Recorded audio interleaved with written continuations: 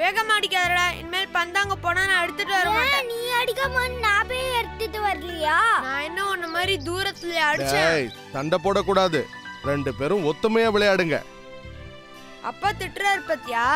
எல்லாம் உன்னாலதான். சரி பந்து போடுறா. விளையாடவே வரல. ஏன்? எனக்கு ரொம்ப பசிக்குது, நான் சாப்பிட போறேன். கொஞ்சம் இருடா, நானும் வரேன். அம்மா அம்மா அம்மா அம்மா அம்மா. என்னடா கண்ணு, என்ன விளையாடலையா? இல்லம்மா, எனக்கு ரொம்ப பசிக்குதுமா. எனக்கும் பசிக்குதுமா. ரொம்ப பசிக்குதா? போய் உட்காருங்க, நான் எடுத்துட்டு வரேன்.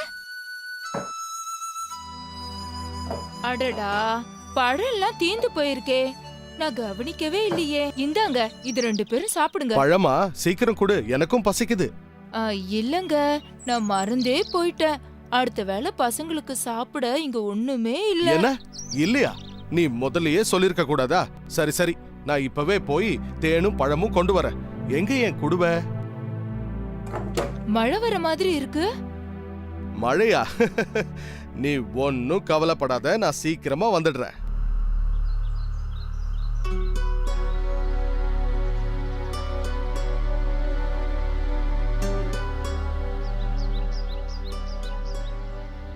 குடும்பத்துக்காக அவர் எவ்வளோ கஷ்டப்படுறாரு. எல்லாம் ஏன் தப்புதான். நான் நேத்தே சொல்லிருக்கணும். மழை காலத்துல பெய்யாத மழை கோடை மழையா இப்ப கொட்ட போகுது. காத்தும் மழையும் ரொம்ப அதிகமா இருக்கும். நாம அதுக்குள்ள சீக்கிரம் வந்துடணும்.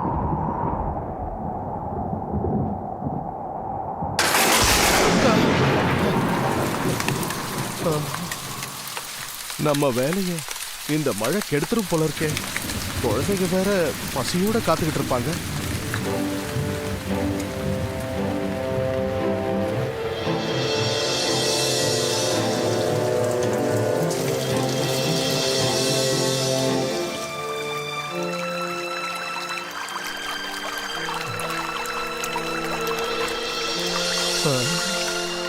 காட்டாத்து வெள்ளம் வேற கரை புரண்டு ஓடுது. இத நாம எப்படி கடக்கிறது? இந்த நேரம் ஆத்துக்குள்ள இறங்கினா வெள்ளத்துல மாட்டிக்குவோம். எப்படியும் ஆத்த கடந்தே ஆகணும், அப்பதான் உணவு கிடைக்கும். ஆத்த கடக்க வழி கிடைச்சிருச்சு. சாஞ்சி கடக்கிற இந்த மரத்தை குறுக்க போட்டு ஆத்த கடந்துடலாம்.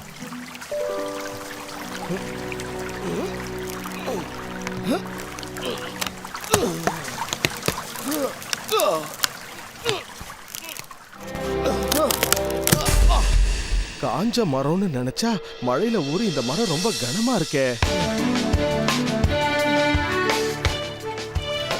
இந்த மரப்பாலம் இனி நமக்கு மட்டும் இல்ல, எல்லாருக்குமே பயன்படும்.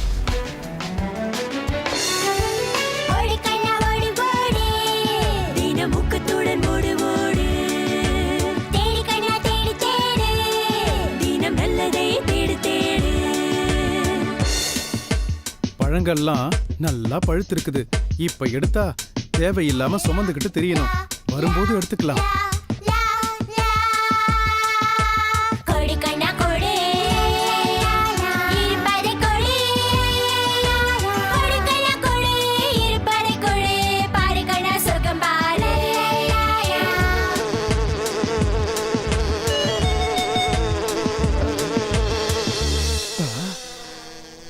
தேனீக்கள் பறக்கிறத பார்த்தா பக்கத்துல தான் எங்கேயோ தேன் கூடு இருக்கணும்னு நினைக்கிறேன். எவ்வளோ பெரிய தேன் கூடு! நிச்சயமா இதுல தேன் நிறைய இருக்கும். பட்ட கஷ்டத்துக்கெல்லாம் பலன் கிடைச்சிருச்சு.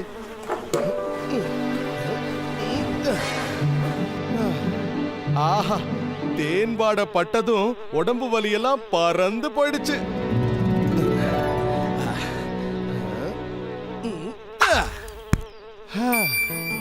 நினைச்ச மாதிரியே நிறைய தேன் இருக்கே. அமாவாசைக்கு ரொம்ப நாள் இருக்கிறதுனால தேனீக்கள் நல்ல வேலை தேனை காலி பண்ணல. நமக்கு அதிர்ஷ்டம் தான். ஆஹா, தேன் ரொம்ப சுவையா இருக்கு. பசங்க ரொம்ப விரும்பி சாப்பிடுவாங்க.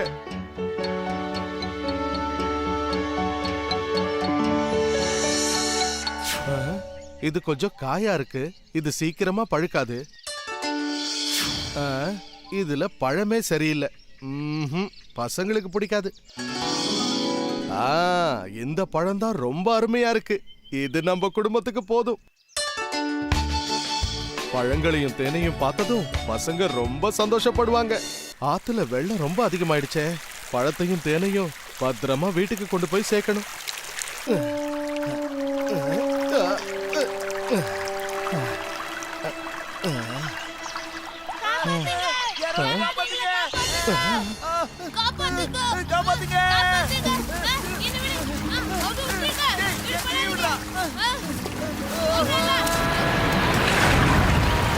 அடடா, முயல்கள்லாம் தண்ணியில மாட்டிக்கிட்டு இருக்கேன்.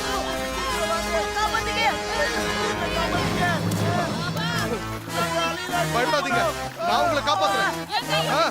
இந்தாங்க, என் கையை பிடிச்சுக்கோங்க சீக்கிரம். வாங்க வாங்க, ஒவ்வொருத்தரா என் கையை பிடிச்சுக்கிட்டு மேல ஏறுங்க. வாங்க.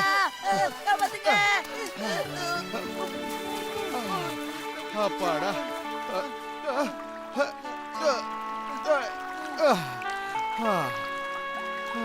கரடினா, நீங்க காப்பாத்தலனா நாங்க செத்திருப்போம். ரொம்ப நன்றிண்ணா, உங்களை நாங்க மறக்கவே மாட்டோம். ஆமா, எப்படி வெள்ளத்துல சிக்கினீங்க?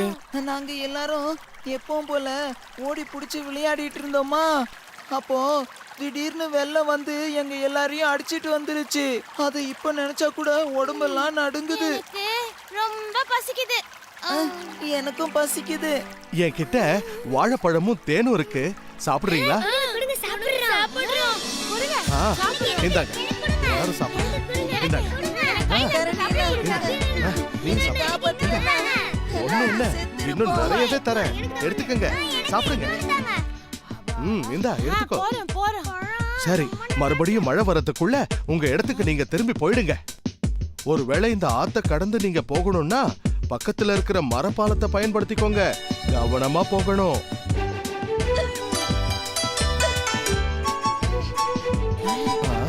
இந்தா தேனை குடி, சரியாயிடும். குடி.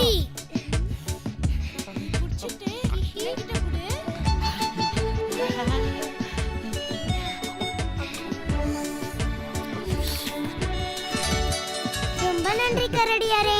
பரவாயில்ல, பத்திரமா கிளம்பி போங்க. வர.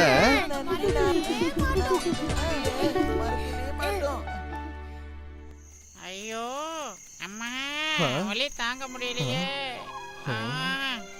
ரொம்ப வலி. குட்டி குரங்குக்கு என்னாச்சு? கீழே விழுந்துருச்சா? பலமா அடிபட்டிருக்கே, என்னாச்சு?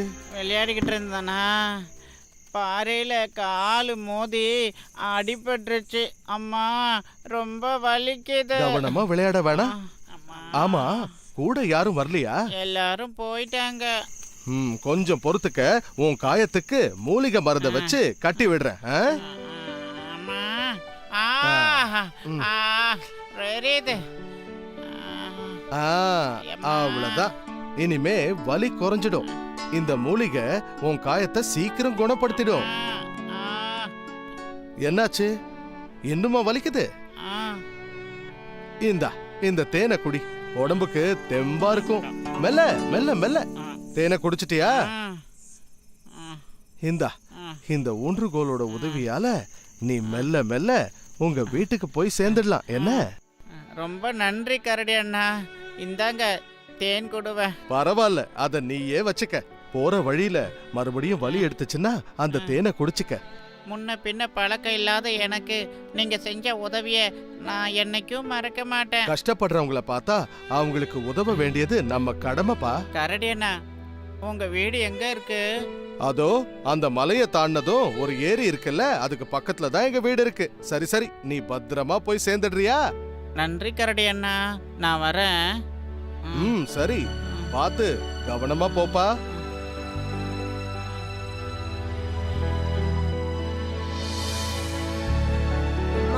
பசி தாங்க முடியலமா. அப்பா எப்பமா வருவாரு? இவ்ளோ நேரம் ஆச்சு, இன்னும் அவரை காணுமே. பசங்க பாவம் பசியால வாடிட்டு இருக்காங்க.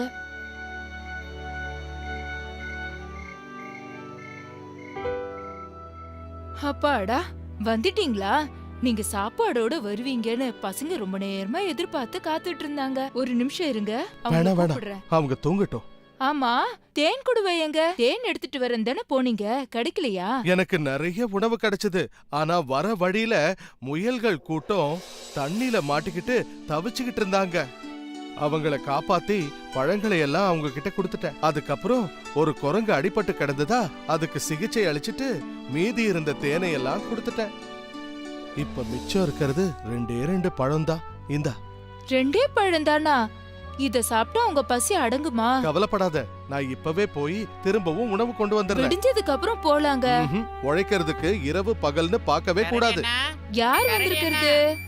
கரடி அண்ணா. ஓ, நீயா? வா, அடிப்பட்ட இடத்துல வலி குறைஞ்சிடுச்சா? கரடி அண்ணா, உங்களை பார்க்கறதுக்காக எங்க சொந்தக்காரங்களோட வந்திருக்கேன். கரடியாரே, ரொம்ப நன்றி. இவர் எங்களோட இளவரசர்.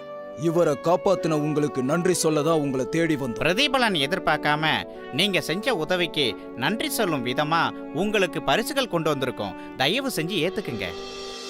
ரொம்ப சந்தோஷம். அயராது உழைப்பு இருக்கிறவனை தேடி செல்வம் தானே செல்லும்னு சொல்லுவாங்க.